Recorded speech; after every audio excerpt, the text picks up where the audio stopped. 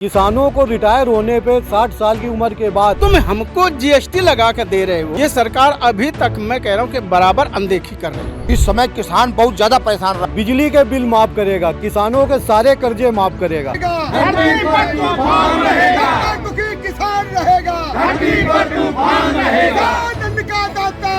फिर भी लूटा जाता है। 2024 लोकसभा चुनाव की तारीखों का ऐलान हो गया है।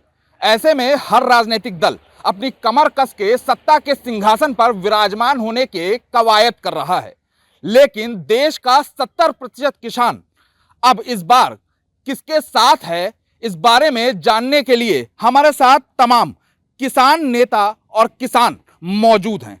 ये तस्वीर उन किसानों की है जो देश में बड़ी संख्या में मौजूद हैं।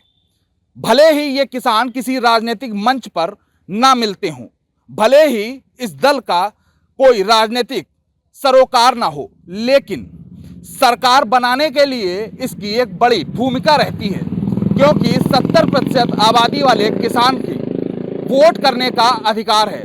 और इस बार किसान अपने मत के प्रयोग से किसकी सरकार बनाएगा, इस बारे में चर्चा करेंगे। हमारे साथ तमाम लोग हैं, हम उनसे बात करेंगे और जानेंगे कि इस बार किसान क्या चाहते हैं और किस सरकार को लाना चाहते हैं। क्या नाम है आपका? भारतीय किसानों जिलाध्यक्ष कानपुर देहात विपिन तिवारी। विपिन जी, ये बताइए कि लोकसभा चुनाव की तारीखों का ऐलान हो गया है और जल्द ही चुनाव होंगे, चौथे चरण में भी चुनाव होना है, तो इस बार क्या मन बना रखा है, किस तरीके से किसान इस चुनाव को देख रहे हैं?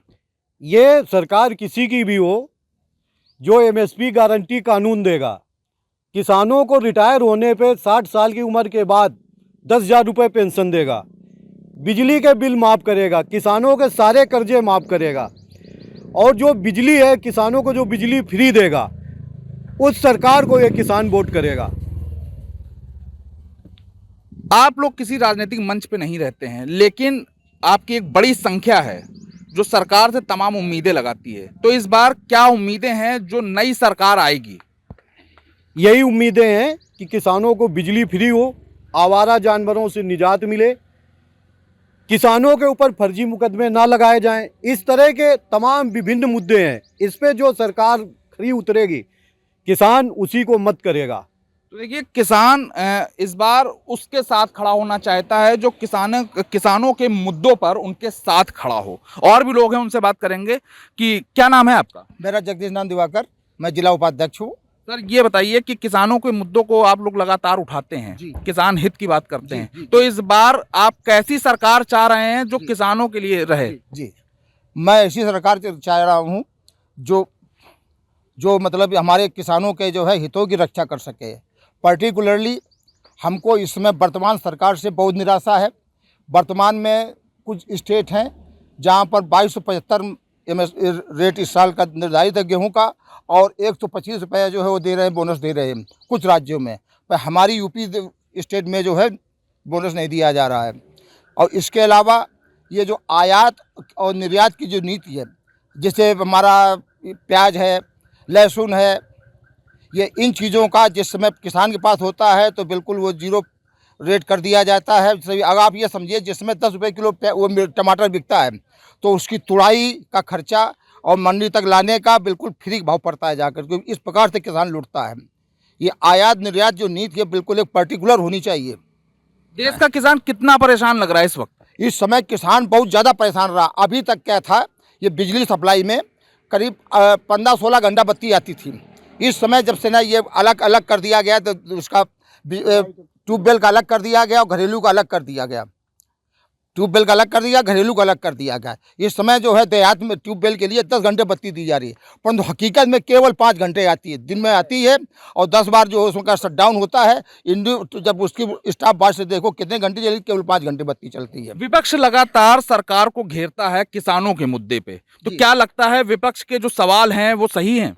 जी, इस समय मुझे बिल्कुल लग रहा है कि विपक्ष के जो है हम जो मैं चाहता हूँ वही विपक्ष कह रहा है। मतलब गारंटी देने को अगर कह रहे हैं तो फिर जो गारंटी दे रहा है हमारी एमएसपी की, हम उसके साथ जाएंगे जाके। हमें किसी पार्टी से कोई इसको नहीं है। तो देखिए, किसी राजनीतिक दल से कोई मतलब नहीं है, लेकिन ये भी कहना है कि विपक्ष जो बातें कर रहा है वो वाकई में किसानों के हक में कर रहा है, और जो बात विपक्ष की है वही बात किसानों की है। कुछ और लोग भी हैं, उनसे बात करेंगे। क्या नाम है आपका? हमारा नाम है राम कृपाल निराला, ये बताइए प्रवक्ता, जिला इस प्रवक्ता। इस बार किसान किसके साथ? हाँ, किसान के ये समस्या ये कि मैं कह रहा हूँ कि किसानों की जो ये सरकार अभी तक मैं कह रहा हूँ कि बराबर अनदेखी कर रही है। हमको चाहिए स्वामीनाथन की रिपोर्ट चाहिए। स्वामीनाथन की जो रिपोर्ट तुमने आज तक नहीं दी, जो तुमने वादे किए थे, जितने पीछे वादे किए थे, आज हमारे कोई वादे पूरे नहीं तुम कर रहे हो। पहली बात, उनको स्वामी पूरे वादे हमारे कर दो। जो किसान जो शहीद हुए हैं उनको मतलब वो उनको वेतन दिया, वो मुआवजा दिया जाए, वो मुआवजा भी नहीं दिया गया है। इसके बाद में जो तुम हमको जीएसटी लगा कर दे रहे हो, तो यदि हमारी जाती कोई चीज़ हमारी प्रोडक्ट से बनता जाकर तो हमको तुम देते हो जीएसटी बना, और हमारा फ्रेम लेते हो, कभी कभी लेते नहीं हो, वापस आ जाता है अनाज। क्या लगता है इस बार कुछ बदलाव करना चाहते हैं? हमको तो ये है कि यदि बदलाव वो कर सकते हैं तो थोड़ी बहुत बदलाव हो सकते, पूरे बदलाव तो यदि हमको एमएसटी दे दें बदलाव हो जाएगा पूरा। यदि एमएसटी तक नहीं आ रही है तो बदलाव उसमें क्या, स्वामीनाथन रिपोर्ट लागू कर दी, बदलाव हो जाएगा तुरंत उसका। और जब तक ये स्वामीनाथन रिपोर्ट और एमएसटी लागू नहीं होगा, इसमें कोई किसानों का भला नहीं होने वाला। क्या लग रहा है इस बार सरकार को बदलना चाहिए या फिर यही सरकार कोई परिवर्तन करे? हाँ ठीक, ये कही कि सरकार, यदि मैं चाहता हूँ कि बदल जाए, क्योंकि अभी तक 10 वर्ष हो गए हैं, अभी तक कोई इसने सुनाई नहीं की। तो अब हम अगली सरकार चुनने के लिए कोशिश करते हैं कि बदल जाए, शायद दूसरी सरकार को उसको मैं देख लूँ। तो देखिए, ये किसान हैं और ये बात कह रहे हैं कि सरकार ने पिछले 10 वर्षों में उनके हित में बहुत कुछ नहीं किया है, और उनका जो मत है वो अपने मत से ये प्रयास करेंगे कि इस बार सरकार में कोई फेरबदल हो। और भी लोग हैं, उनसे बात करेंगे। क्या नाम है आपका? रीता देवी, संगठन मंत्री, रसूलाबाद से। ये बताइए कि इस बार चुनाव में क्या देख रही हैं, किस तरीके से इस चुनाव को देख रही हैं आप लोग? चुनाव क्या मतलब यही है, सारी समस्या जानवरों वगैरह किसानों की मतलब समस्या है, तो अधिकारी से कहे कि इसी की समस्या हल हो, क्योंकि अनाज जानवर वगैरह है और मान लो दिन रात किसान मेहनत करता है, उसका तो कोई फल निकल नहीं रहा है। और सरकारी तो कुर्सियों पे बैठे हैं, वो कोई कार्रवाई करो तो उसकी कोई सुनवाई नहीं होती है। आए दिन कोर्ट कचहरी दौड़ते हैं लोग।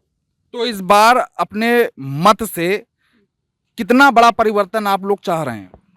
अब इतना का बस यही है कि जो मतलब कार्रवाई अगर होती है तो उसका समाधान होना चाहिए। जो बिजली वगैरह है वो माफ़ होनी चाहिए किसानों के लिए, और जैसे गल्ला आता है, रातों दिन किसान मेहनत करता है तो उसका तो फल निकलना ही चाहिए। इतने जानवर होते हैं, उसके लिए कोई रीज़न निकलता है? कोई नहीं निकालता है। कहाँ ये बताओ किए जाए, बस इसी का समाधान चाहिए। अभी किसान कितना खुश है? अभी कितना खुश है वो तो खुश का, वो तो किसाने से पूछो कितना दुखी है किसान है। तो देखिए, सरकार से भी नाखुश हैं क्योंकि किसान के हक में बहुत कुछ नहीं है इस गवर्नमेंट में, जैसा कि ये कह रहे हैं। और भी लोग हैं, उनसे बात करेंगे। क्या नाम है आपका? चलिए, और लोग हैं, उनसे बात करेंगे। क्या नाम है चाचा आपका? रमेश सिंह। रमेश जी, ये बताइए कि इस बार का लोकसभा चुनाव किस तरीके से देख रहे हैं? देखिए, हम लोगों का जो संगठन है भारतीय किसान यूनियन टिकैत ग्रुप, हम लोग 13 महीना आंदोलन गाजीपुर बॉर्डर में पूरा दिल्ली का घेराव किया गया। उसमें 3 काले कानून वापस करने के लिए कहे थे, बोले आज तक उसमें कोई सुनाई नहीं की है। तो इसलिए किसान दुखी है। जैसे इन्होंने जो वादा किया था, कुछ वादे इनके पूरे होना चाहिए। इनकी बात पे लोगों को विश्वास नहीं हो रहा है। अगर मोदी जी लोगों को विश्वास को जीते तो हो सकता है कि इनको लाभ मिल सके। अब चुनाव से पहले किस तरीके से विश्वास जीता जा सकता है? नहीं, अब भी ये घोषणा पत्र जैसे है, अब इनके घोषणा पत्र जो होंगे उसमें भी लोग समझेंगे कि इनका घोषणा पत्र कैसा, इनका कैसा है, फिर विश्वास करेंगे। अभी टाइम है। अच्छा, इस सरकार से पहले कांग्रेस की गवर्नमेंट थी, उसमें कितनी सुविधाएं थी आप लोगों को? देखिए, कोई भी सरकार हो, किसान दिन पे दिन पीछे गया, कुछ कारण रहा है। उसमें जो भी सरकार बनी है किसानों के हमेशा विरोध में रही, क्योंकि एमएसपी की गारंटी बहुत दिनों से मांगी जा रही, कोई सरकार आज तक नहीं की। लेकिन अब कांग्रेस सरकार ये दावा करती कि हम करेंगे, मतलब दावा कर रही है। अगर दावा कर रही है, उनका भी घोषणा पत्र पढ़ा जाएगा, भाजपा का भी, और फिर उसमें सोच समझ के भी मौका है, उसी हिसाब से रणनीति हम लोग बनाएंगे। पूरी तरीके से लोकसभा चुनाव के लिए किसान तैयार हैं? और बिल्कुल, चुनाव तो वोट देना है भाई, नोटा दाबना नहीं है। नोटा दाबने से क्या फायदा होगा? वो तो देखना है कि घोषणा पत्र पढ़ के और विश्वास करना पर किस पे कितना विश्वास होता है, उसके बाद हम लोग उसका निर्णय लेंगे। कोई ऐसा राजनीतिक दल जो सत्ता में रहने के साथ साथ किसानों के हित में रहा हो आपकी नज़र में? चौधरी चरण सिंह थे, मुलायम सिंह ने बहुत अच्छा किया किसानों के लिए, जवानों के लिए। जो पहले मिट्टी नहीं आती थी घर पे, मुलायम सिंह ने किया कि मिट्टी वहाँ से वापस घर में आती, तो अब लोगों को शांति मिलती। बहुत उन्होंने किया। कुछ लोग ऐसे किए। चौधरी चरण सिंह ने किसानों के लिए बहुत किया। अगर हो सकता है कि वो अगर प्रधानमंत्री कहीं अगर 1 साल रह पाते तो हो सकता है किसानों को काफ़ी लाभ, किसानों को पूरा लाभ है। किसानों को लाभ है उनसे उनसे था, लेकिन वो तो बेचारे रहे नहीं। अब भविष्य है हम लोगों का आंदोलन, हम लोगों किसानों का आंदोलन बराबर जारी रहेगा। जो भी सरकार आएगी, अगर सरकार फेवर का काम नहीं करती है तो बराबर आंदोलन जारी रहेगा। तो देखिए, ये किसान हमारे साथ मौजूद थे और तमाम तरीके की सरकार से इन्होंने नाराजगी जाहिर करी है और इस बात के लिए भी कहा है कि सरकार कुछ परिवर्तन करे तो किसान उनके साथ है, वरना हर राजनीतिक दल अपने अलग अलग घोषणा पत्र में किसानों के हित की बात करता है, लेकिन इस बार किसान पूरी तरीके से जागरूक हैं और उनका कहना है कि सरकार अपने घोषणा पत्र में अगर किसानों के हित की बात करती है तो उस पर विचार किया जाएगा और अगर अन्य कोई दल किसानों के हित की बात करता है तो उस पर भी ध्यान दिया जाएगा। इस बार का लोकसभा चुनाव किसान बहुत सोच समझ कर देख रहे हैं और इस लोकसभा चुनाव में जो मत का अधिकार है किसानों के पास, वो अपने मत के अधिकार से इस बार एक ऐसी सरकार चुनना चाहते हैं जो सरकार किसानों के हित में हो। कानपुर देहात से मोहित बाथम के साथ विकास धीमान, एबीपी लाइव।